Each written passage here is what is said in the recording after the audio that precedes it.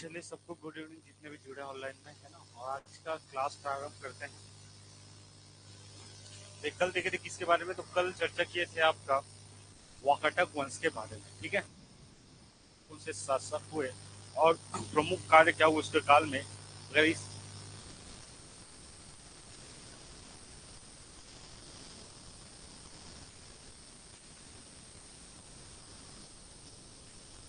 तो ये हमें तीन राजवंश एक साथ देखना है जी, है ना। कौन कौन से तीन राजवंश, तो एक तरफ हो गया आपका वाकाटक वंश, एक हो जाएगा गुप्त वंश, और एक राजवंश हमें देखने को मिलेगा कौन सा आपका नल वंश। क्लियर है। देखिए एक चीज आपको समझना है कि गुप्त वंश के जो प्रमुख शासक हुए, नाम था क्या आपका समुद्रगुप्त, और समुद्रगुप्त को आपको याद रख लेना है। और एक आपका वाकाटक वंश के राजाओं के साथ सामना करना पड़ा। बाद में नल वंश और जो वाकाटक वंश है, ठीक है, वो लोग क्या करे, तो क्षेत्र के अधिकार के लिए एक साथ भिड़े। तो इन दोनों राजवंश के बीच भी कौन कौन सा, तो एक आपका नल वंश और दूसरा कौन सा आपका वाकाटक वंश। ठीक है, तो एक साथ समझते हैं हम तीनों राजवंश को। देखिए सबसे पहले तो आपको याद रख लेना, एक आपका प्रवर सेन, महेंद्र सेन, रुद्र सेन, प्रवर सेन द्वितीय, नरेंद्र सेन, पृथ्वी सेन और आपका देवसेन। यहाँ अगर बात करें तो ये जो राजो वाकाटक वंश होगा। और इस तरफ आपको याद रख लेना है व्याघ्रराज, वराराज, भौतवर्मन, अर्थपति भट्टारक, स्कंद वर्मन और आपका स्तंभराज। यहां से मैं अगर बात करूं तो देखिए कहां तक देख लिए थे, एक आता आपका नरेंद्र सेन, ये प्रथम हो जाएगा, नरेंद्र सेन प्रथम। ठीक है, यहां तक देखे थे कल के क्लास में। यहां तक मैं बात करूं तो यह आ जाएगा आपका प्रवर सेन द्वितीय के बाद आपका नरेंद्र सेन। ठीक है, और नरेंद्र सेन के बाद आपको याद रख लेना है कि इसका सामना किससे होगा, तो इसका इसका सामना होगा जी, आप सबको याद रख लेना है किससे, तो इसका सामना होगा आपका भौदत्त वर्मन से। ठीक है, देखिए नरेंद्र सेन क्या करेगा, नरेंद्र सेन आपका वराराज को पराजित करेगा। ध्यान से सुनिएगा ना, नरेंद्र सेन वो आपका नलवंशी शासक वराराज को क्या करेगा, पराजित करेगा। उसके बाद इसका बेटा आएगा कौन, आपका भौदत्त वर्मन, और पिता के हार का बदला लेगा। और भौदत्त वर्मन आपका आक्रमण करेगा किसके ऊपर, आपका नरेंद्र सेन के ऊपर। इतना आपको याद रख लेना है। ठीक है, जैसे कि मैं यहाँ बात करूं, यहाँ सिंपल तरीके से हम देख सकते हैं। देखिए नरेंद्र सेन जो है, ठीक है, वो आक्रमण करेगा वराहराज। वराहराज जो है आपको याद रख लेना है, ये रहेंगे कौन, आपका नलवंशी शासक। ठीक है, अब नरेंद्र सेन पराजित करेगा वराहराज को। वराहराज का पुत्र आएगा जी कौन, आपका भौदत्त वर्मन। ठीक है, कौन आपका भौदत्त वर्मन। आज हम एक दो राजवंश और नए पढ़ने वाले हैं ना, जैसे कि एक छूट गया था आपका सरबपुरी वंश, तो उसको भी हम देखने वाले हैं। तो देखिए यहां से समझिएगा, भौदत्त वर्मन आपका आक्रमण करेगा किसके ऊपर, आपका नरेंद्र सेन के ऊपर, और इसको क्या कर देगा, आपका पराजित कर देगा। जिसका उल्लेख हमें मिलता है, आप सबको याद रख लेना है, ऋद्धिपुर शिलालेख से। तो ऋद्धिपुर शिलालेख अगर पूछा जाए तो किसका था, तो ये था जी आपका भौदत्त वर्मन का। क्लियर है, इतना आपको याद रख लेना है।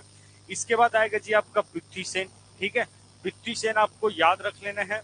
अब पृथ्वी सेन क्या करेगा, तो पृथ्वी सेन आक्रमण करेगा किसके ऊपर, आपका अर्थपति भट्टारक के ऊपर। ठीक है, पृथ्वी सेन आक्रमण करेगा किसके ऊपर, आपका अर्थपति भट्टारक के ऊपर, और अर्थपति भट्टारक को क्या करेगा, ये पराजित कर देगा। क्लियर है, जिसका उल्लेख हमें मिलता है आपका केसरी बेड़ा अभिलेख से। उसके बाद एक अंतिम शासक आएगा जिसका आपका नल वंश का नाम है आपका स्कंद वर्मन। और स्कंद वर्मन क्या करेगा, ये आपका वाकाटक वंशी जो शासक थे, लास्ट शासक देवसेन को क्या कर देगा, आपका पराजित कर देगा। तो इसमें आपको ये याद रख लेना है कि किसके द्वारा कौन सा युद्ध हुआ और कौन सा शिलालेख किसका है। ठीक है, तो सबसे पहले आपको याद रख लेना है, भौदत्त वर्मन पराजित करेगा नरेंद्र सेन प्रथम को। उसका पृथ्वी सेन द्वितीय पराजित करेगा अर्थपति भट्टारक को। उसके बाद स्कंद वर्मन पराजित करेगा किसको, आपका देवसेन को।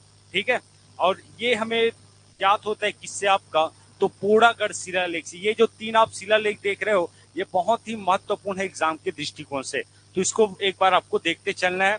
स्कंद वर्मन का पोड़ागढ़ शिलालेख, केसरी बेड़ा शिलालेख आपको अर्थपति भट्टारक का देखने को मिलेगा, और ऋद्धपुर शिलालेख आपका किसका देखने को मिलेगा, तो ये देखने को मिलेगा जी आपका भौदत्त वर्मन का। तो ये चीज एक बार देख लेना। ठीक है, अगर कंफ्यूज अगर होते हो तो बस इतना याद रख लेना, पोड़ागढ़ स्कंद वर्मन का है, केसरी बेड़ा अर्थपति भट्टारक का है, और रिद्धपुर जो अभिलेख है वो रहेगा किसका, आपका भौदत्त वर्मन का। क्लियर है यहाँ तक? चले, तो ये हो गया आपका वाकाटक वंशी शासक। अब इसके बाद हम आगे बढ़ते हैं, तो आता है एक महत्वपूर्ण राजवंश, वो है आपका गुप्त वंश। और मैंने गुप्त वंश के बारे में बताया था कि इसका जो शासन था जी, ठीक है, गुप्त वंशों का जो आपका शासन था वो हमें देखने को मिलता है कहाँ, आपका यूपी और बिहार वाला क्षेत्र में। ठीक है, यूपी और बिहार वाले क्षेत्र में। आपको केवल ये याद रख लेना है यहाँ कि गुप्त वंशी शासकों के जो आपका साक्ष्य सिक्के प्राप्त हुए वो कहाँ से प्राप्त हुए। देखिए, सबसे पहले तो गुप्त वंश के प्रसिद्ध शासक हुए जी आपका समुद्रगुप्त। ठीक है, कौन, आपका समुद्रगुप्त। और मैंने कल के क्लास में बताया था कि समुद्रगुप्त आपका दक्षिण विजय अभियान के लिए आगे बढ़ेंगे। तो इस समय छत्तीसगढ़ जो कहलाता था, ठीक है, छत्तीसगढ़ कहलाएगा क्या, तो छत्तीसगढ़ कहलाता था, आप सबको याद रख लेना है, दक्षिणापथ। क्या कहलाता था आपका, दक्षिणापथ। गुप्त काल में जो छत्तीसगढ़ वाला क्षेत्र था वो कहलाता था दक्षिणापथ, और जो बस्तर वाला जो क्षेत्र था वो कहलाता था आपका महाकांतार। क्या कहलाता था आपका, महाकांतार। और इसमें एक चीज आपको याद रख लेना है, ये इंपॉर्टेंट हो जाता है, कई बार एग्जाम में पूछा गया है कि गुप्त काल में छत्तीसगढ़ को किस नाम से जाना जाता था। तो गुप्त काल में छत्तीसगढ़ को जाना जाता था किस नाम से, तो एक मिनट, दक्षिणापथ। जबकि महाकांतार आपको याद रख लेना है, कौन से क्षेत्र को बोला जाता था, आपका बस्तर वाले क्षेत्र को बोला जाता था। तो इन चीजों को बिल्कुल एक बार देखना है क्योंकि एग्जाम की दृष्टि से महत्वपूर्ण हो जाता है। ये आपका होगा समुद्रगुप्त, और ये हमें पता चलता है किससे, तो एक आपका अभिलेख है जिसे बोला जाता है प्रयाग प्रशस्ति अभिलेख। ये नोट कर लीजिएगा ना, प्रयाग प्रशस्ति अभिलेख, ये बहुत ही इंपॉर्टेंट है। ठीक है, इसी में हमें पता चलता है कि आपका दक्षिण कौशल के जो राजा थे महेंद्र सेन, और महाकांतार के जो राजा थे व्याघ्रराज, इसको पराजित किया गया था। ठीक है, क्लियर है, प्रयाग प्रशस्ति अभिलेख। चलिए नेक्स्ट बढ़ते हैं। देखिए, गुप्त कालीन हमें सिक्के कहाँ कहाँ से प्राप्त हुए, तो जगह का नाम आपको एक बार देखना है, कौन कौन सा जगह, तो एक आपका खरसिया। खरसिया कहाँ है, आपका रायगढ़ में है। रायगढ़ में यहाँ चंद्रगुप्त द्वितीय का मिला है हमें धनुर्धारी सिक्का, अर्थात सिक्के में क्या अंकित है, धनुर्धारी सिक्का जिसे कहा जाता है, अर्थात शिकार करते हुए हमें इसका एक सिक्का प्राप्त हुआ है जो है आपका चंद्रगुप्त द्वितीय का। इसके अलावा एक फेमस जगह है आपका दुर्ग में जो आपका संबंधित है जी गुप्त वंश से। ठीक है, उस जगह का नाम है आपका बानभरत, और बानभरत से हमें स्कंदगुप्त, कुमारगुप्त और कांचगुप्त के सिक्के मिले हैं। कांचगुप्त ऐसा बोला जाता है कि इसी को आपका समुद्रगुप्त को ही आपका कांचगुप्त कहा जाता है।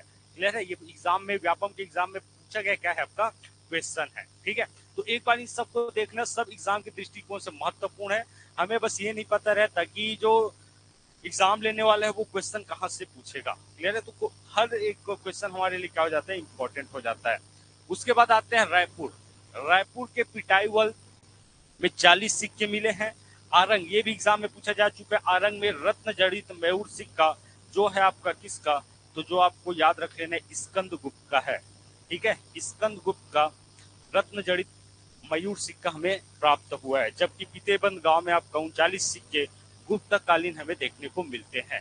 तो पहला आपका खरसिया, बानभरत, पिटाईवल, आरंग, पीतेबंद गांव, और एक आपका बानीभरत हो जाएगा ये, है ना। तो इन जगहों का नाम आपको एक बार देखना है, और इतना आप पढ़ लिए तो इतना आप लोग के लिए सफिशिएंट है। अगर गुप्त काल से पूछा जाए तो यहीं से क्वेश्चन आपको देखने को मिलेगा। आगे हम बढ़े तो हमारे लिए इंपॉर्टेंट हो जाता है, जैसे कि मैं बताया, ये हो गया आपका गुप्त वंश। ठीक है, ये हो गया गुप्त वंश। इधर हो जाएगा आपका वाकाटक, वाकाटक, और एक और होगा कौन सा आपका नल वंश। क्लियर है, मैं इसलिए बार बार इन चीजों को बता रहा हूं जी क्योंकि ये एग्जाम में 10 बार पूछे गए हैं कि जब गुप्त वंश के शासक समुद्रगुप्त दक्षिण विजय अभियान के लिए निकले तो कौन कौन से दो राजाओं को परास्त किया, तो एक और थे जी आपका वाकाटक वंशी शासक महेंद्र सेन, महेंद्र सेन, और एक थे आपका नल वंशी शासक कौन, आपका व्याघ्रराज, व्याघ्रराज। तो इसको आपको याद रख लेना है। देखिए, ये जो महेंद्र सेन थे ये शासन कर रहे थे आपका दक्षिण कौशल वाले क्षेत्र में, दक्षिण कौशल वाले क्षेत्र में, और ये शासन कर रहे थे आपका बस्तर वाले क्षेत्र में जिसे बोला जाता था आपका महाकांतार। ठीक है, तो एग्जाम में यही पूछा जाएगा कि समुद्रगुप्त जब दक्षिण विजय अभियान के लिए निकले तो उस समय महाकांतार के राजा कौन थे, और या फिर पूछा जा सकता है कि दक्षिण कौशल के कौन से राजा को परास्त किया। तो दक्षिण कौशल के महेंद्र सेन को, जबकि महाकांतार कांतार अर्थात वन, और वन में आपका शेर आपको याद रख लेना है, व्याघ्र, तो महाकांतार के राजा व्याघ्र राज को पराजित किया, जिसका वर्णन हमें मिलता है कौन से अभिलेख से, तो प्रयाग प्रशस्ति अभिलेख से। क्लियर है, बस इतना आपको याद रख लेना, बहुत इंपॉर्टेंट हो जाता है ना। चलिए इसके बाद आगे बढ़ते हैं, देखते हैं आपका नल वंश के बारे में। नल वंश का जो शासन रहा आप सबको याद रख लेना है। छत्तीसगढ़ में नल वंश का शासन आपको देखने को मिलेगा चौथी से आपका 12वीं शताब्दी तक, चौथी से आपका 12वीं शताब्दी तक। इसके जो संस्थापक रहे वो रहे आपका शिशुक, जबकि वास्तविक संस्थापक आपका कौन रहे, आपका वराहराज। इसमें केवल इंपॉर्टेंट तथ्यों को आपको देखना है। देखिए जो आपका नल वंश है इसके हमें दो राजधानी देखने को मिलती है, ठीक है। एक आपका उड़ीसा वाले क्षेत्र में कोरापुट। देखिए एग्जाम में क्या क्या पूछा जा सकता है, थोड़ा सा अगर देखें तो एक पूछा जाता है जी आपका राजधानी, जो भी आप वंश देखोगे उसकी राजधानी पूछा जाएगा। दूसरा पूछा जाएगा सोने के सिक्के किसके द्वारा चलाए गए थे, सोने के सिक्के, कोई भी सिक्के हो, या फिर उसके जो सिक्के है वो कहां से प्राप्त हुए। तीसरा मैं बात करूं तो उसकी उपाधि, ठीक है, उसकी उपाधि। और चौथा आपको याद रख लेना है निर्माण कला, कौन कौन से मंदिर का निर्माण इसके द्वारा करवाया गया है। और एक आपको याद रख लेना अभिलेख। इन 5 चीजों से मूल रूप से क्वेश्चन आपका बनते हैं कहां से, आपका इतिहास में, ठीक है। पूछा जा सकता है कि नल वंश की राजधानी कहाँ कहाँ रही, गुप्त वंशों की राजधानी कहाँ कहाँ रही, ठीक है, सरभपुरी वंश की राजधानी कहाँ कहाँ रही। तो इन राजधानियों को आपको एक अलग पेज में लिखना है, ठीक है। सिक्के कहाँ कहाँ से प्राप्त हुए वो आपको मैप के माध्यम से बनाना है, ताकि वो चीज हमेशा दिमाग में बैठे रहे, ठीक है। तो नलवंशी जो शासक थे उनकी 2 राजधानी देखने को मिलेगी। एक आपका कोरापुट, ये प्रथम राजधानी रही, ठीक है। कोरापुट कहाँ पड़ेगा, उड़ीसा वाले क्षेत्र में पड़ेगा, ठीक है। जबकि जो आपका बीजापुर है जी, बीजापुर में एक जगह है जिसे बोला जाता है वर्तमान का भोपालपट्टनम, ठीक है, भोपालपट्टनम। उस समय इसको कहा जाता था क्या, आपका पुष्करी। क्या कहा जाता था, आपका पुष्करी। अब देखिए नल वंश और जो आपका वाकाटक वंश है उसके बीच युद्ध का जो प्रमुख कारण रहा वो रहा आपका पुष्करी। क्यों, थोड़ा सा हम बात करें तो पुष्करी में शासन करने के, देखिए ईस्ट ओर शासन था, ये आपका महाराष्ट्र वाला एरिया हो जाएगा। ईस्ट ओर शासन था आपका वाकाटक वंश का, और पुष्करी को दोनों पाना चाहते थे। पहले आपका जो नलवंशी शासक थे वो अधिकार जमा लिए थे पुष्करी में, ठीक है। इधर से आपका पुष्करी में अधिकार जमाना चाहते थे आपका वाकाटक वंश, और इसीलिए दोनों के बीच क्या हुआ, आपका युद्ध हुआ। चले नेक्स्ट बढ़ते हैं। देखिए आपको इसमें केवल इंपॉर्टेंट राजाओं का नाम याद रख लेना है। देखिए सबसे पहले जो राजा आएंगे वो रहेंगे आपका शिशुक, है ना। शिशुक छोटा मोटा आदमी क्या रहेगा, आपका संस्थापक रहेगा। कौन से वंश का जी, तो आपका नल वंश का। नल वंश का संस्थापक आपका शिशुक रहेगा। फिर आ गया आपका वास्तविक संस्थापक। वास्तविक संस्थापक कौन, तो वास्तविक संस्थापक आपका वराहराज। वा से वास्तविक और वा से आपका वराहराज। क्लियर है, संस्थापक शिशुक, वास्तविक संस्थापक वराहराज। जबकि 3 नाम आपको एक साथ याद रख लेना है, भौदत्त वर्मन, अर्थपति भट्टारक और आपका स्कंद वर्मन, ठीक है। चले इसका आपको याद नहीं, 3 नाम ये यहां से याद रखने हैं, वराहराज, भौदत्त वर्मन और एक आपका अर्थपति भट्टारक। तीनों के द्वारा आपका सोने के सिक्के चलाए गए थे। बहुत महत्वपूर्ण क्वेश्चन है, सोने के सिक्के चलाए गए थे। ये एग्जाम में कई बार पूछा गया है, किसके किसके द्वारा, वराहराज, भौदत्त वर्मन और अर्थपति भट्टारक के द्वारा। इन तीनों राजाओं के द्वारा, तीनों शासकों के द्वारा आपका सोने के सिक्के चलाए गए थे। जबकि स्कंद वर्मन का एक आपका अभिलेख याद रख लेना, इस अभिलेख को कहा जाता है पोड़ागढ़ अभिलेख, ठीक है, पोड़ागढ़ अभिलेख। उसके बाद आएगा स्तंभराज, ये हमारे लिए इंपॉर्टेंट नहीं है।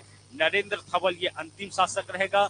इसके बाद महत्वपूर्ण हो जाता है कौन सा, आपका विलासतुंग। कैसे याद करें, सबसे पहले संस्थापक रहेंगे कौन, तो शिशुक वास्तविक संस्थापक, वराहराज वराहराज के बाद कौन आएगा आपका, भौदत्त वर्मन, उसके बाद अर्थपति भट्टारक और एक आपका स्कंद वर्मन, ठीक है। उसके बाद आपको डायरेक्ट एक नाम याद रख लेना है, किसका, आपका विलासतुंग का। क्लियर है, ये क्योंकि ये ऐसे राजा है, ऐसे शासक है जो छत्तीसगढ़ के इतिहास में इसका एक महत्वपूर्ण योगदान है। चले आगे हम बात करें। देखिए अगर बात करें नलवंशी शासकों के जो सिक्के हैं जी, ठीक है, सिक्के नलवंशी शासकों के कहां कहां प्राप्त हुए हैं, तो नलवंशी शासकों के जो सिक्के प्राप्त हुए हैं एक महत्वपूर्ण जगह आपको कोंडागांव में याद रख लेना है। जगह का नाम है जी आपका अड़ेंगा। कौन सा क्षेत्र आपका? अड़ेंगा। ठीक है, अड़ेंगा, कोंडागांव के अड़ेंगा में टोटल आपको याद रख लेना है 29, 30, 32 सिक्के हमें प्राप्त हुए हैं, जिनमें से सर्वाधिक जो सिक्के हैं वो आपका वराहराज के, उसके बाद भौदत्त वर्मन के 1 और अर्थपति भट्टारक के 2 सिक्के प्राप्त हुए हैं। क्लियर है यहाँ तक? वराहराज के 29, भौदत्त वर्मन का 1, अर्थपति भट्टारक के 2 सिक्के हमें प्राप्त हुए। कहाँ से आपका? तो कोंडागांव में एक जगह है आपका अड़ेंगा। इसके अलावा मैं बात करूं तो बालोद के कुलिया में लगभग 55 सिक्के प्राप्त हुए। बालोद जिले के कुलिया गांव में हमें नलवंशी शासकों के 55 सिक्के प्राप्त हुए हैं। तो सिक्के अधिकतर एग्जाम में पूछे जाते हैं। तो अड़ेंगा एक ऐसा जगह है जहां से आपका वराहराज, भौदत्त वर्मन, अर्थपति भट्टारक के क्या प्राप्त हुए? सिक्के प्राप्त हुए हैं। साथ ही साथ कुलिया बालोद में आपका 55 सिक्के प्राप्त हुए हैं। चलिए नेक्स्ट बढ़ते हैं। देखिए, कुछ राजाओं का इंपॉर्टेंट चीज आपको याद रख लेना है, जैसे कि जिसके सोने के सिक्के हमें देखने को मिलते हैं। पहला रहेगा वराहराज, फिर भौदत्त वर्मन और एक आपका अर्थपति भट्टारक। अब ये कैसे पता चला कि इसके सिक्के हैं? तो इन सिक्कों में लिखा हुआ था जी आपका वराहराजस्य। ठीक है, भौदत्त वर्मन के सिक्के में लिखा था श्री भौदत्त राजस्य, और अर्थपति भट्टारक के सिक्के में लिखा था आपका श्री अर्थपति राजस्य। ठीक है, अर्थपति राजस्य, जिससे ये पता चलता है कि ये जो सिक्के हैं वो इन शासकों के या नलवंशी शासकों के हैं। क्लियर है? चले, इसमें एक एक चीज आपको और ऐड कर लेना है। सिक्कों में नंदी का अंकन देखने को मिलता है वराहराज के। इसमें श्री भौदत्त राजस्य आपका भौदत्त वर्मन के सिक्के में देखने को मिलते हैं, नरेंद्र सेन को परास्त किया। और एक आपका अर्थपति भट्टारक आपको याद रख लेना है, अर्थपति राजस्य, इन्होंने पृथ्वीसेन द्वितीय से क्या हुआ आपका हार का सामना करना पड़ा। तो बस इतना आपको याद रख लेना। राजा का नाम वराहराज, भौदत्त वर्मन, अर्थपति भट्टारक, तीनों ने सोने के सिक्के चलाए, जिसमें ये क्या था आपका उत्कीर्ण था। नेक्स्ट बात करें तो अगला आता है जी आपका स्कंद वर्मन। ठीक है, स्कंद वर्मन का एक आपका अभिलेख याद रख लेना है, जिसे बोला जाता है आपका पोड़ागढ़ अभिलेख। कौन सा अभिलेख आपका? पोड़ागढ़ अभिलेख, जिनमें उस अभिलेख में क्या लिखा था? विजयी था, विजयी है और विजयी रहेगा। क्लियर है? ये एक बार एग्जाम में पूछा गया था कि ये जो लाइनें हैं जी, है ना, ये कौन से अभिलेख से हमें देखने को मिलता है? तो विजयी थे, यथा भी हो सकते विजयी हैं और विजयी रहेगा, ये हमें पोड़ागढ़ अभिलेख से देखने को मिलता है, जो है किसका? आपका स्कंद वर्मन का। तो ये चीजें आपको एक बार याद रख लेनी है। और इन्होंने आपको याद रख लेना है, पोड़ागढ़ में आपका एक मंदिर का निर्माण इसके द्वारा करवाया गया, विष्णु मंदिर का। ठीक है, विष्णु मंदिर का निर्माण करवाया गया पोड़ागढ़ में। ठीक है, तो ये कुछ महत्वपूर्ण तथ्य हो गए। आगे हम बढ़े तो एक महत्वपूर्ण शासक आएगा आपका बिलासतुंग, और बिलासतुंग आपको याद रख लेना है, इसके द्वारा ही आपका राजीव लोचन भगवान का जो मंदिर है, ठीक है, राजीव लोचन भगवान मंदिर, ठीक है, राजीव लोचन भगवान का जो मंदिर है, इसी के द्वारा क्या किया गया? आपका निर्माण किया गया। किसके द्वारा? आपका बिलासतुंग के द्वारा, जो हमें पता चलता है राजिम शिला लेख से। ठीक है, राजिम शिला लेख से ये पता चलता है। और एक चीज और याद रख लेना है, छत्तीसगढ़ के प्राचीन इतिहास की जानकारी, छत्तीसगढ़ के प्राचीन इतिहास की जो जानकारी है वो हमें राजिम अभिलेख से, राजिम शिलालेख से क्या होता है आपका, उससे पता चलता है।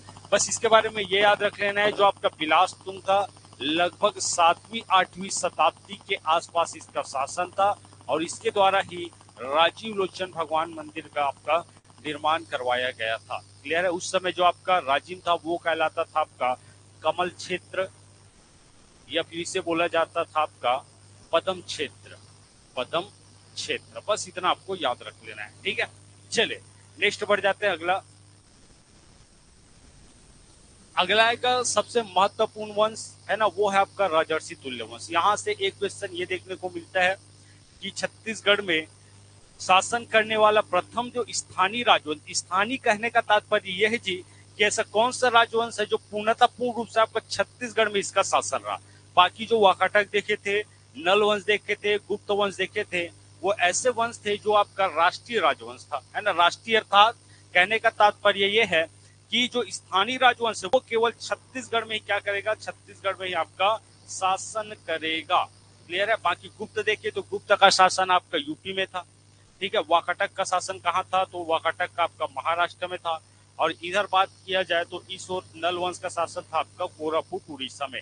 तो छत्तीसगढ़ का प्रथम स्थानीय राजवंश जो रहा वो रहा जी आपका राजर्षि तुल्य वंश। पहला क्वेश्चन इंपॉर्टेंट यही से बनता है। ठीक है। कभी भी एग्जाम में पूछा जा सकता है। इसका जो शासन में देखने को मिलता है वो 4वीं-6वीं शताब्दी में देखने को मिलता है। तो इसको आपको याद रख लेना है।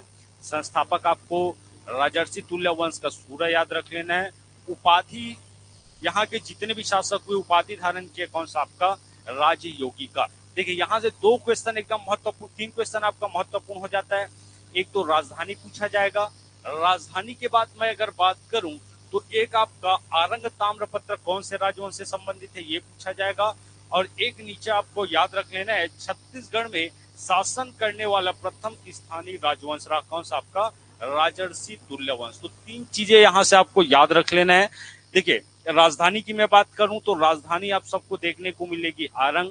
ठीक है। इसके जो प्रसिद्ध शासक हुए भीमसेन द्वितीय, इसी का एक ताम्रपत्र प्राप्त हुआ आरंग से, जिसे बोला जाता है जी आपका आरंग ताम्रपत्र। उपाधि राजयोगी की।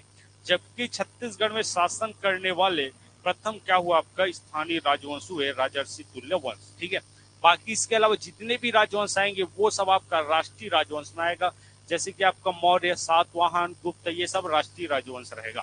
क्लियर है। चलिए अब आपको केवल कुछ नहीं करना है, आपको केवल याद रख लेना है जो आरंग ताम्रपत्र है ये संबंधित है किससे, तो आरंग ताम्रपत्र भीमसेन द्वितीय का है। और इसमें कुछ शासकों का नाम आपको याद रख लेना है जो एग्जाम में एक बार पूछा था। देखिए वही नाम आपको देखने को मिलेगा। एक आपका दैत प्रथम, विभीषण आ जाएगा, भीमसेन प्रथम, दैत द्वितीय, भीमसेन द्वितीय। तो दैत प्रथम, दैत द्वितीय, भीमसेन प्रथम, भीमसेन द्वितीय, एक आपको याद रख लेना है विभीषण। ये सब आपका राजर्षि तुल्य वंश के प्रमुख शासक थे। क्लियर है। जिनमें से बस आपको याद रख लेना है भीमसेन द्वितीय का आपको देखने को मिलेगा आरंग ताम्र पत्र। ये बहुत महत्वपूर्ण हो जाता है। ठीक है। चलिए अब आगे बढ़ते हैं। चलिए इसके बाद एक और महत्वपूर्ण वंश जिसके बारे में नहीं देखे थे वो है आपका सर्वपुरी वंश। यहां से भी बहुत सारे क्वेश्चन आपको देखने को मिलते हैं, है ना। तो चलिए इसको भी देख लेते हैं थोड़ा सा।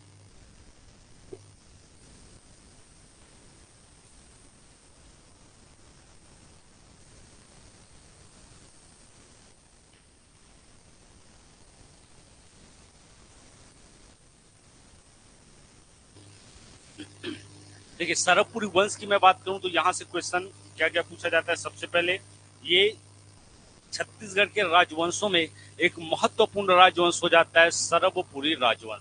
और यहाँ से क्वेश्चन क्या क्या पूछा जाएगा तो इसका जो आपका शासन रहेगा कब से कब तक रहेगा ये पूछा जा सकता है। संस्थापक पूछा जा सकता है। धर्म पूछा जा सकता है। जो धर्म यहाँ बहुत मायने रखता है क्योंकि यहाँ से एग्जाम में कई बार क्वेश्चन पूछा गया है। और एक आपका उपाधि, राज चिन्ह और एक आपका राजधानी। देखिए मैं अगर बात करूं तो सर्वपुरी राजवंशों का जो शासन रहा, ठीक है जी, वो रहा कहाँ आपका, तो रायगढ़ में। इसे थोड़ा सा चेंज कर लेना है ना। ये रहेगा आपका रायगढ़ और ये कहलाता था आपका संबलपुर। ठीक है। संबलपुर या फिर सरबपुर। सरबपुर देखिए इसी हिस्से से लगा हुआ आपका कौन सा क्षेत्र, आपका उड़ीसा वाला क्षेत्र। ठीक है। तो उड़ीसा का संबलपुर प्लस रायगढ़ का आपको याद रख लेना है सरबपुर। ये क्षेत्र में शासन था, इस क्षेत्र में शासन था किसका, आपका सरबपुरी राजवंशों का। देखिए यहाँ से आपको केवल कुछ चीजें याद रख लेना है।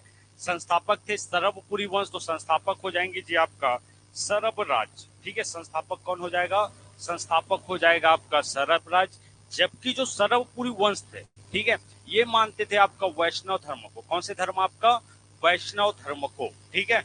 वैष्णव धर्म को मानने वाले थे आपका सर्वपुरी राजवंश।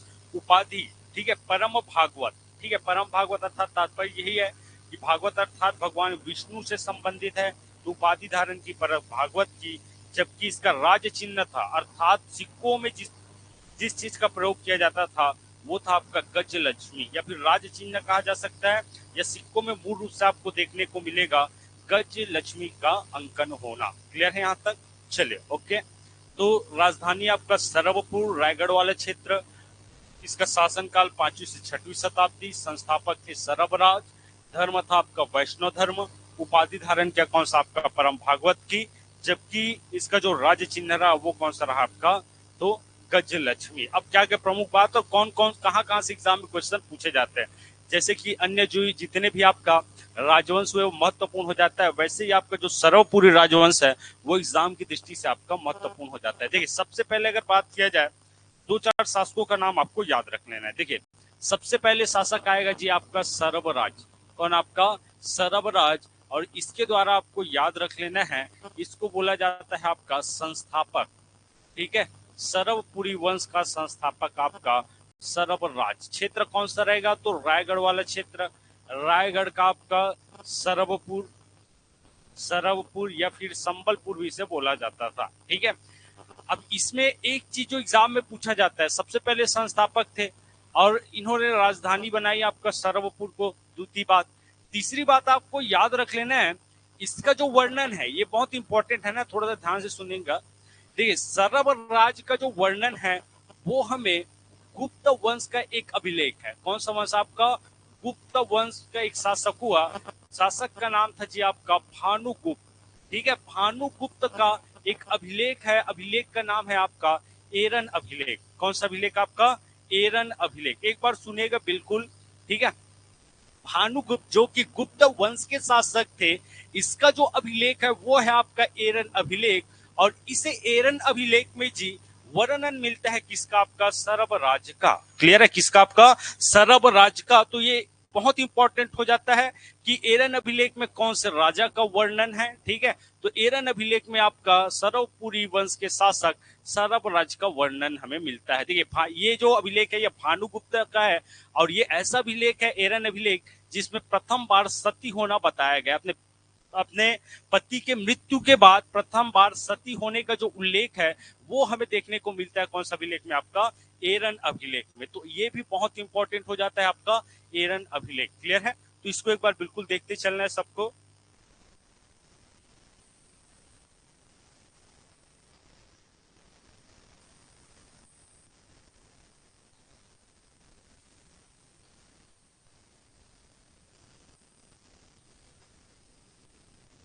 चलिए ठीक है, तो एरन अभिलेख किससे संबंधित है, सर्वराज से संबंधित है। दूसरा जो आपका शासक आएगा वो आएगा जी आपका नरेंद्र, ठीक है। पहला सर्वराज, फिर आएगा नरेंद्र, और नरेंद्र के द्वारा आपको याद रख लेना है, इसके जो सिक्के उसमें हमें गज भी शक्ति लक्ष्मी, वही बोल रहा हूं मैं, गज लक्ष्मी का अंकन हमें देखने को मिलता है। गज लक्ष्मी, डायरेक्ट ये पूछा जा सकता है कि गज भिषिक्त लक्ष्मी किसके सिक्के में हमें अंकित देखने को मिलता है। तो सबसे पहले गज लक्ष्मी राज्य चिन्ह रहा किसका, आपका सर्वपुरी राजवंश का, तो उन्हीं के सिक्कों में, और जो शासक रहेगा वो रहेगा नरेंद्र। और इसका 3 ताम्रपत्र में देखने को मिलेगा, पिपरादुला, कुरुद और आपका मल्हार। 3 जगह हमें इसके ताम्रपत्र देखने को मिलेंगे, ये 3 जगह आपको याद रख लेना है। और इसके ताम्रपत्र में एक वाक्य लिखा हुआ रहता था, वो है आपका खड़गधार जीत भुए, ठीक है। क्या लिखा रहता था आपका, खड़गधार जीत भुए, अर्थात तलवार की धार से पूरे विश्व को जीतने वाला, ठीक है। ये इसका क्या होता है, आपका तात्पर्य होता है। तो ये 2 चीज आपको याद रख लेना है नरेंद्र के द्वारा। और इससे भी एक महत्वपूर्ण शासक, ठीक है, इससे भी एक महत्वपूर्ण शासक जिसका नाम है जी आपका प्रसन्न मात्र। क्या नाम है आपका, प्रसन्न मात्र। इसके बारे में सबसे ज्यादा आपको याद रख लेना है। देखिए प्रसन्न मात्र थे जो सर्वपुरी वंश के बहुत ही प्रसिद्ध और शक्तिशाली शासक हुए, ठीक है। सर्वपुरी वंश के प्रसिद्ध और शक्तिशाली शासक हुए आपका प्रसन्न मात्र। क्या क्या आपको याद रख लेना है, सबसे पहले आपको याद रख लेना है कि जो प्रसन्न मात्र थे उसके द्वारा बसाया गया एक शहर या एक क्षेत्र, उस क्षेत्र का नाम है जी आपका प्रसन्नपुर, ठीक है। कौन सा पुर, आपका प्रसन्नपुर। देखिए ये आपका बिलासपुर का मैप है ना, बिलासपुर आपका जिले का मैप है। और मैंने कुछ नदी इसमें बताया था जिनमें एक और आपको देखने को मिलेगा आपका लीलागढ़ नदी, ये हो जाएगा आपका कौन सा, मनियारी नदी, और बीच का हो जाएगा जी आपका अरपा नदी। क्लियर है, अब सबको याद रख लेना है, इस नदी का नाम है जी आपका लीलागढ़ नदी, ठीक है। लीलागढ़ नदी, ध्यान से समझिएगा ना। और लीलागढ़ नदी के तट पर आपका एक शहर बसा हुआ है, कौन सा शहर, आपका मल्हार। क्लियर है, कौन सा शहर आपका, मल्हार। यहां अगर मैं बात करूं तो एक चीज आपको समझ लेना है कि जो आपका प्रसन्न मात्र है उन्होंने एक शहर बसाया, उस शहर का नाम क्या था आपका? प्रसन्नपुर। क्या नाम था आपका? प्रसन्नपुर, जिसका वर्तमान नाम है क्या आपका? मल्हार। वर्तमान नाम क्या है आपका? मल्हार। ये इंपॉर्टेंट है ना, इसको अलग से लिख लीजिएगा कि प्रसन्न मात्र ने प्रसन्नपुर शहर बसाया था, जिसका वर्तमान नाम हमें देखने को मिलता है आपका मल्हार। और ये एक नदी के तट पर है। इस नदी को बोला जाता है जी आपका लीलागार नदी। और लीलागार नदी का जो प्राचीन नाम है इसे बोला जाता था आपका निडिला नदी। कौन सा नदी आपका? निडिला नदी। तो निडिला नदी के तट पर प्रसन्नपुर शहर स्थापित किया किसके द्वारा आपका? तो प्रसन्न मात्र के द्वारा। ठीक है, पुनः एक बार देख लीजिएगा, प्रसन्नपुर वर्तमान नाम मल्हार, जबकि लीलागार का जो प्राचीन नाम रहा वो कौन सा रहा आपका? निडिला नदी। क्लियर है? तो एग्जाम की दृष्टि से इसको बिल्कुल टिक कर लीजिएगा, ये एग्जाम की दृष्टि से बहुत ही महत्वपूर्ण हो जाता है। क्लियर है? अब देखिए, प्रसन्न मात्र थे जिन्होंने सोने के सिक्के चलाए। क्या चलाए आपका? सोने के सिक्के चलाए। क्लियर है? अब एक चीज बताइएगा कि जो आपका सर्वपुरी वंश के जो शासक थे, मूल रूप से कौन से धर्म को मानते थे? वैष्णव धर्म। क्लियर है? और वैष्णव धर्म को मानने के कारण इन्होंने अपने जो सोने के सिक्के हैं उसमें अंकन करवाए। ये कौन कौन से सोने के सिक्के चलाए? तो जैसे कि आप देख सकते हैं, ये भगवान विष्णु है, और भगवान विष्णु हमेशा आपका कुछ चीजें धारण करते हैं, जिनमें से एक आपका शंख, एक आपका गदा और एक आपका चक्र। ठीक है, तो ये चीज आपको याद रखना है। चूंकि वैष्णव धर्म को मानने वाले थे, इसलिए ये आपका चक्र, गदा और आपका शंख युक्त, ठीक है, सोने के सिक्के चलाए। अर्थात इसके सिक्के में इस तीनों का अंकन हमें देखने को मिलता है। बहुत इंपॉर्टेंट, ये भी इंपॉर्टेंट हो जाता है जी। क्लियर है कि कौन से ऐसे राजा जिनके सिक्कों में हमें चक्र, गदा और शंख के अंकन देखने को मिलता है? तो ये प्रसन्न मात्र जी के स्वर्ण सिक्के में आपका चक्र, गदा और शंख का अंकन देखने को मिलता है। क्लियर है यहाँ तक? चले, दूसरी बात मैं अगर करूं तो इसी के शासनकाल में एक मंदिर स्थापित हुआ था। कौन सा मंदिर आपका? जेठानी मंदिर। कहाँ आपका? तो ताला गांव में। क्लियर है? देखिए, इसका शासन इसी क्षेत्र में था, इधर रायगढ़ हो जाएगा, और इसी वाले क्षेत्र में आपका ताला गांव का आपको याद रख लेना है, जेठानी मंदिर का निर्माण होगा। क्लियर है? और ये कौन सा काल है? तो चौथी पांचवी शताब्दी। इस समय भारत की अगर बात किया जाए तो भारत में राष्ट्रीय राजवंश कौन सा शासन कर रहे थे? तो गुप्त वंश। ठीक है, तो गुप्त वंश से प्रेरित होकर इन्होंने जेठानी देव और देवरानी मंदिर का निर्माण करवाया था। अगला शासक जो आएगा वो आपका देवरानी मंदिर का निर्माण करवाएगा। देखिए, जो जेठानी मंदिर है वो समर्पित है किसको? आपका भगवान, किसको किसको समर्पित है? ऑनलाइन वाले जल्दी कमेंट करके बताइए जी, कमेंट कीजिए, जल्दी से बताइए, फिर आगे बढ़ते। जेठानी देवरानी मंदिर किसको समर्पित है? हाँ, पक्का गए हो? चले गए? चलो, चलिए, Archana ma'am, Anjali ma'am, Aryan sir, जल्दी से बताइए देवरानी जेठानी मंदिर। चलिए, पूजा मैम का सर आ रहा है। चलिए, बहुत अच्छे। ठीक है, जो आपका हाँ, चलो सीखो।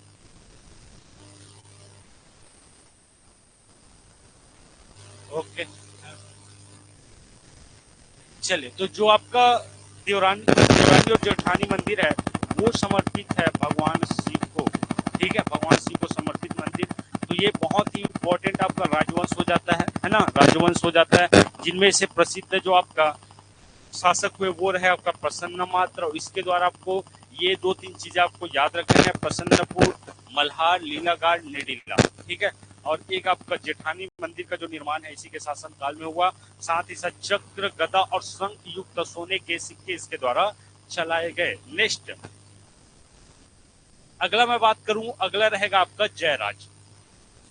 अगला शासक रहेगा आपका जयराज। ठीक है, देखिए, जयराज आपको याद रख ले, इसका अन्य नाम थे, इसको बोला जाता है आपका मनमात्र और दुर्गराज। ठीक है, मनमात्र, दुर्गराज, और ऐसा भी माना जाता है कि इसी के द्वारा आपका दुर्ग शहर को बसाया गया था।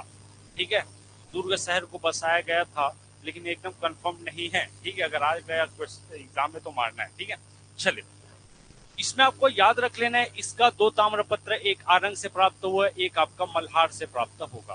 क्लियर है? आरंग और आपका मल्हार से प्राप्त होगा। साथ ही साथ आपको याद रख लेना है कि जो प्रसन्न मात्र है उन्होंने राजधानी बनाया किसको? आपका किसको?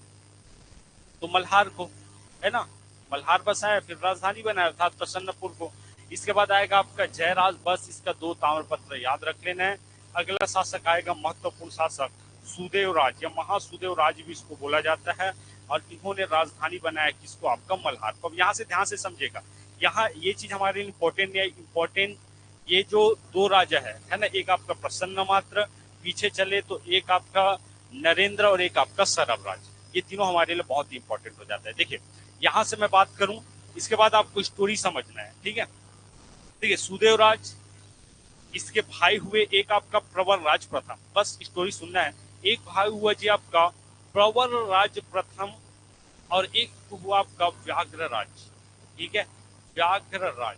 अब देखिए इन्होंने क्या किया, जो आपका सरवपुरी राजवंश है, ठीक है, वहां की राजकुमारी थी, राजकुमारी का नाम था जी आपका लोक प्रकाशा, ठीक है। क्या नाम था आपका? लोक प्रकाशा। यहां से क्वेश्चन नहीं पूछा जाएगा, बस स्टोरी आपको सुनना है। देखिए लोक प्रकाशा का विवाह हुआ आपका भरत बल से। किससे हुआ? आपका भरत बल से। अब देखिए ध्यान से समझिएगा, बड़े आसानी के साथ आप लोगों को समझ आएगा। देखिए यहाँ अगर मैं बात करूं, देखिए एक और था, यहाँ शासक था आपका सुदेवराज, सुदेवराज, ठीक है। देखिए हमने सुना है कि अलग अलग राजवंश हुए सोम और पांडु वंश के, एक आपका माइकल का सोमवंश, ठीक है, एक आपका कांकेर का सोमवंश, एक आपका सिरपुर का सोमवंश या पांडु वंश, ये सब पहले एक ही हिस्से में थे, ठीक है। यहाँ मैं बात करूं, यहाँ जब शासन चल रहा था, इधर आपका माइकल श्रेणी हो गया। माइकल श्रेणी में जब शासन कर रहा था भरत बल, तो इससे बोला जाता था आपका माइकल का सोमवंश, माइकल का सोमवंश। ध्यान से समझिएगा ना, माइकल का सोमवंश। अब कुछ वर्ष बाद या कई सालों बाद इनका जो आपका राजवंश है वो धीरे धीरे अलग अलग क्षेत्र में फैले। एक आ गया कांकेर में, तो ये कहलाया कांकेर का सोमवंश। उड़ीसा में आया तो उड़ीसा का सोमवंश, ठीक है। यहाँ आपको केवल स्टोरी समझ, देखिए सुदेव राज, यहाँ की जो राजकुमारी थी लोक प्रकाशा, लोक प्रकाशा का जो विवाह हुआ, ठीक है, वो हुआ जी किसके साथ? आपका भरत बल के साथ। किसके साथ हुआ? आपका भरत बल के साथ। भरत बल कौन है? तो भरत बल माइकल के सोमवंश के शासक है, ठीक है, माइकल के सोमवंश के शासक है। ध्यान से समझिएगा। अब इसके बाद क्या होगा, ये जो सुदेवराज है, ठीक है, उन्होंने अपने भाई, एक आपका प्रवर सेन और एक आपका व्याघ्रराज, दोनों को जो क्षेत्र है उसके हिसाब से बांट दिया, ये तुम इन क्षेत्र में क्या करो? राज करो, ठीक है।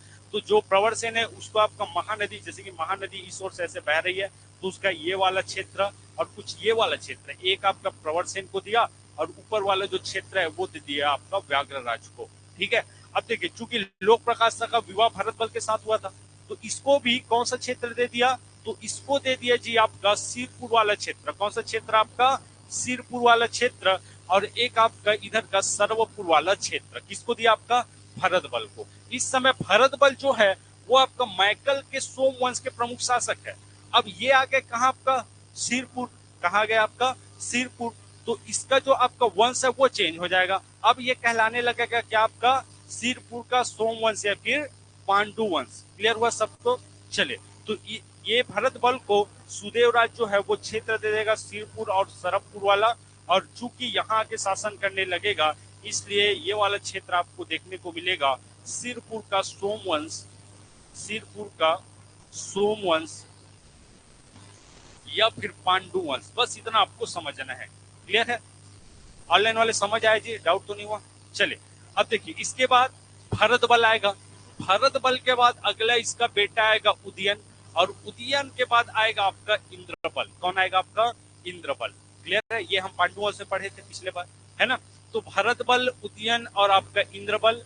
उदयन जो है आपको देखने को मिलेगा, ये आपका सोमवंश पांडुवंश का आदि पुरुष कहा जाता है। उसके बाद आपका इंद्रबल, इसको बोला जाता है आपका वास्तविक संस्थापक। क्लियर है?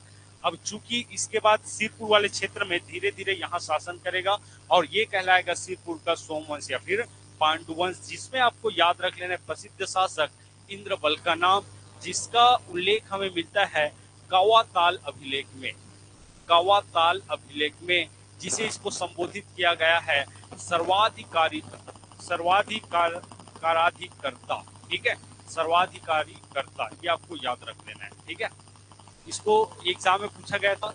सर्वाधिकाराधिकर्ता जो है वो किसको संबोधित किया गया है? तो आपको इंद्रबल को याद रखना है। क्लियर है यहाँ से? अब इसके बाद इंद्रबल के बाद जो इंद्रबल है वो सिरपुर में सिरपुर के पांडुवंश और सोमवंश का क्या डालेगा, आपका न्यू डालेगा। क्लियर है यहाँ तक। अब यहाँ से प्रारंभ होगा आपका सिरपुर का सोमवंश या फिर पांडुवंश 6वीं से 7वीं शताब्दी। क्लियर है यहाँ से। इस प्रकार था आपका स्टोरी। अब आ जाएगा संस्थापक रहेगा, वो रहेगा आपका इंद्रबल। ठीक है, संस्थापक रहेगा कौन आपका, तो संस्थापक आपको देखने को मिलेगा जी आपका सिरपुर के पांडुवंश या सोमवंश के संस्थापक आपका इंद्रबल। क्लियर है यहाँ से। इसकी जो राजधानी हमें देखने को मिलेगी कौन सा, आपका सिरपुर, जिसका प्राचीन नाम क्या था आपका, चित्रांगदपुर। और इस सोमवंश या पांडुवंश में प्रसिद्ध जो शासक हुए वो हुए आपका महाशिवगुप्त, पाला, अर्जुन। अब इसका पूरा आपका वंशावली देख लेते हैं। वंशावली कहने का तात्पर्य कौन पहले आया, तो जैसे कि इससे पहले अगर देखा जाए तो इससे पहले इसका जो आपका पिता था, नाम था आपका भरत बल। भरत बल का जो शासन था वो था आपका मैकल रेंज में। ठीक है, मैकल का सोमवंश। अब कुछ दिन बाद उदयन को सत्ता सौंपा। उदयन के बाद आए इंद्रबल। इंद्रबल को दे दिया गया कौन सा वाला क्षेत्र, सिरपुर, और आप सिरपुर का पांडुवंश या सोमवंश वाला। अब इंद्रबल के 3 पुत्र हुए। ठीक है, जिनमें से आपका नन्नराज प्रथम, ईशान देव और एक आपका भावदेव रणकेसरी। ठीक है, इंद्रबल के 3 पुत्र, एक आपका नन्नराज, ईशान देव और आपका भावदेव रणकेसरी। अब दोनों को छोड़ देना है, ईशान देव और आपका भावदेव रणकेसरी। अब हमें पकड़ना है किसको, आपका, तो यहाँ से नन्नराज प्रथम से। तो नन्नराज प्रथम आपको याद रख लेना है, इसका कोई पुत्र नहीं था, तो इन्होंने गोद लिया आपका महाशिव तिवर्देव को। किसको गोद लिया, आपका महाशिव तिवर्देव को। कुछ वर्ष पश्चात नन्नराज का एक पुत्र हुआ कौन, आपका चंद्रगुप्त। कौन हुआ जी, आपका चंद्रगुप्त। पहले गोद लिया था महाशिव तिवर्देव को, कुछ वर्ष बाद इसका जो असली पुत्र हुआ वो हुआ आपका चंद्रगुप्त द्वितीय, माफ कीजिए चंद्रगुप्त। अब महाशिव तिवर्देव का एक बेटा होगा जो होगा आपका नन्नराज द्वितीय। कौन होगा, आपका नन्नराज द्वितीय। देखिए, नन्नराज का एक गोद लिया हुआ पुत्र आपका महाशिव तिवर्देव। अब ये इसको गोद लिया है तो ये भी आप अपनी जो आपका कहा जाए तो महाशिव तिवर्देव है। ठीक है, ये अपने पुत्र का नाम रखेगा किसके नाम पर, आपका नन्नराज के नाम पर, नन्नराज द्वितीय हो जाएगा। फिर इसका एक पुत्र होगा चंद्रगुप्त। चंद्रगुप्त का पुत्र होगा हर्षगुप्त और हर्षगुप्त का पुत्र होगा कौन, आपका महाशिवगुप्त, पाला, अर्जुन। क्लियर है यहाँ तक। तो ये इसकी वंशावली पुनः एक बार अगर देखें तो सबसे पहले आएगा उदयन, इंद्रबल। इंद्रबल के 3 पुत्र, नन्नराज प्रथम, ईशान देव, भावदेव रणकेसरी। नन्नराज के दो पुत्र, एक गोद लिए हुआ महाशिव तिवर्देव, एक स्वयं का पुत्र चंद्रगुप्त और महाशिव तिवर्देव का पुत्र नन्नराज द्वितीय, चंद्रगुप्त का पुत्र हर्षगुप्त और एक आपका महाशिवगुप्त, पाला, अर्जुन। अब इसके बारे में एक एक चीज देखेंगे हम, है ना। ठीक है, सबसे पहले उदयन।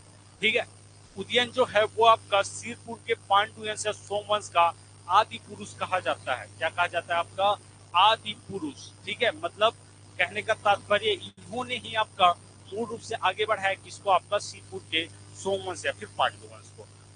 इसका जो उल्लेख मिलता है वो मिलता है कालिंजर अभिलेख में। इसके बाद आएगा इंद्रबल, और इंद्रबल के द्वारा आपको याद रख लेना है इन्होंने इंद्रपुर नामक एक शहर को बसाया जो वर्तमान में क्या कहलाता है, आपका खरौद। क्लियर है, इंद्रपुर शहर वर्तमान का आपका खरौद। साथ ही साथ इसका उल्लेख हमें कांवाताल अभिलेख में मिलता है। इसके बाद आएगा आपका नन्नराज प्रथम। नन्नराज प्रथम आपको याद रखें इन्होंने महाशिव तिवर्देव को क्या किया, गोद लिया। ठीक है, आगे अगर देखें तो सबसे जो महत्वपूर्ण हो जाता है एग्जाम में पूछा जाता है, ये पूछा जाता है 2 चीज। ठीक है, एक ये पूछा जाएगा, एक ये पूछा जाएगा कि किसको कौन सी उपाधि मिली थी। तो देखिए, महाशिव तिवर्देव, महाशिव तिवर्देव नाम बड़ा, महाशिव तिवर्देव नाम बड़ा तो इसका उपाधि भी बड़ा रहेगा जी, है ना। नाम बड़ा तो उपाधि बड़ा। क्लियर है, महाशिव तिवर्देव। ठीक है, देखिए इसको आपको याद रख लेना है। नन्नराज प्रथम आएगा। अब चूंकि गोद लिया हुआ बेटा है ना, तो उसको मत लगे कि गोद लिया, इसलिए इन्होंने क्या किया, इसको उपाधि दे दिया। क्लियर है, इतना आपको याद रख लेना। नाम बड़ा है महाशिव तिवर्देव तो उपाधि भी बड़ा रहेगा। उपाधि आपको देखने को मिलेगा सकल कौशलाधिपति, ये टिक कर लो, इंपॉर्टेंट है। एक आपका ये और एक आपका ये। ठीक है, तो सकल कौशलाधिपति और कौशलाधिपति दोनों का उपाधि मिला था किसको, आपका महाशिव तिवर्देव को। जबकि आपको याद रख लेना है ये आपका वैष्णव धर्म से संबंधित है। ठीक है, राजमुद्रा में गरुड़ उत्कीर्ण करवाया कौन, आपका महाशिव तिवर्देव। इसके बाद आएगा आपका नंद राजद्विती जो इसी का पुत्र है, इसको उपाधि दे, पिता और पुत्र को एक साथ उपाधि मिलेगा, ठीक है, पिता पुत्र को एक साथ उपाधि मिलेगा, महासिद्धिवर जो सकल कौशलाधिपति, उसके बाद कौशलाधिपति, जबकि इसका पुत्र नंद राजद्विती को दिया जाएगा कौशल मंडलाधिपति की उपाधि। बस इतना आपको याद रख लेते हैं, ठीक है। चंद्रगुप्त, उसके बाद आएगा एक तरफ इसका असली पुत्र चंद्रगुप्त, जिसका हमें उल्लेख मिलता है लक्ष्मण मंदिर के शिलालेख में, ठीक है, लक्ष्मण मंदिर के शिलालेख में इसका आपको उल्लेख देखने को मिलेगा। चले नेक्स्ट बढ़ जाते हैं। देखिए अब आता है महत्वपूर्ण शासक आपका महासुगुप्त बालार्जुन, ठीक है।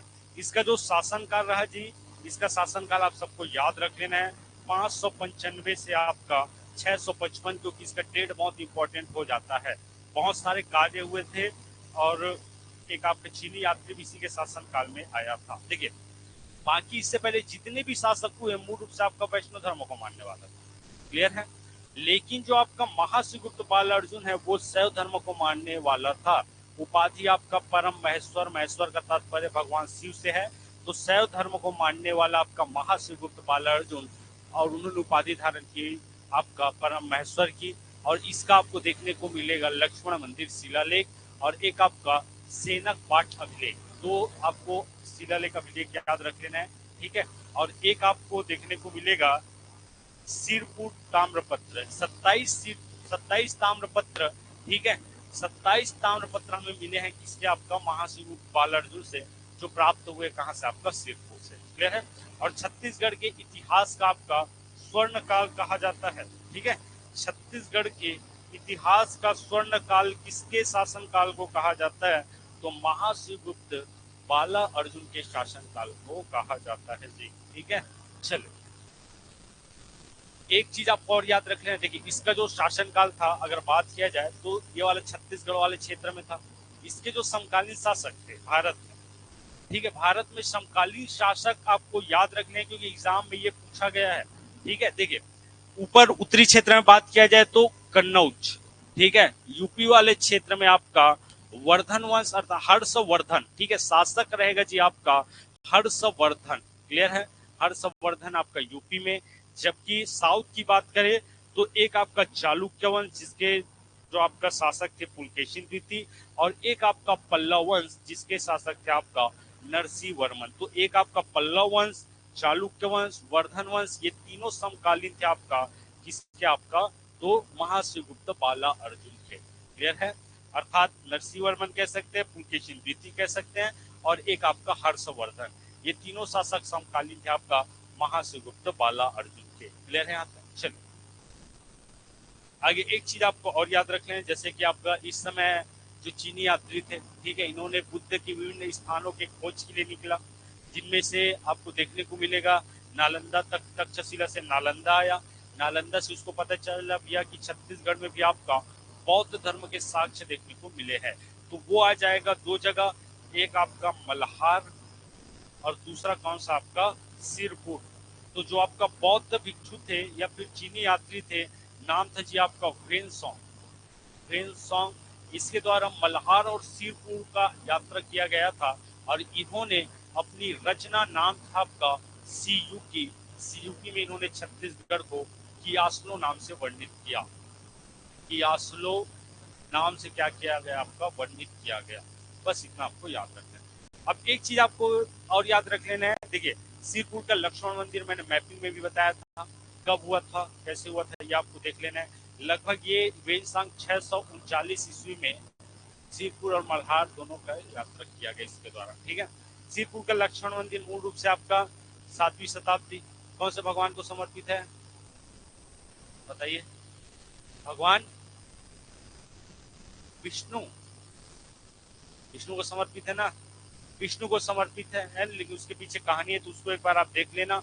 एक आपका खरौद का लक्ष्मणेश्वर मंदिर, ठीक है, वो निर्माण करवाया था ईशान देव के द्वारा, तो वो चीज मैं 2-3 बार बता चुका हूँ, तो बस आपको इसका इतिहास देख लेना है। देखिए 2 दिन में मैं कलचुरी समाप्त कर दूंगा, और जैसे ही कलचुरी समाप्त होगा फिर हम पढ़ेंगे आपका मिडवेल की ओर, ठीक है। मिडवेल में आपका मराठा वंश एकदम इम्पोर्टेंट हो जाता है ना, मराठा आपको पढ़ना ही पड़ेगा। उसके बाद आपका देखेंगे आपका 1857 की क्रांति, क्लियर है? चले, तो आज के लिए इतना ही, बाकी हम मिलते हैं कल कलचुरी वंश के साथ, ठीक है? चलो, थैंक यू।